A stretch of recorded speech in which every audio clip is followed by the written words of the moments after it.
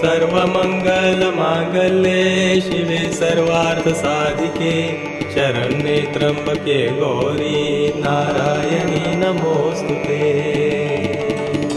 ॐ एकदन्ताय विद्महे वक्रतुण्डाय धीमहि तन्नो दन्ती प्रचोदयात्। ॐ गिरिजायै च विद्महे शिवप्रियायै च धीमहि तन्नो दुर्गा प्रचोदयात्। ॐ तत्पुरुषाय विद्महे महादेवाय धीमहि तन्नो रुद्रः प्रचोदयात्।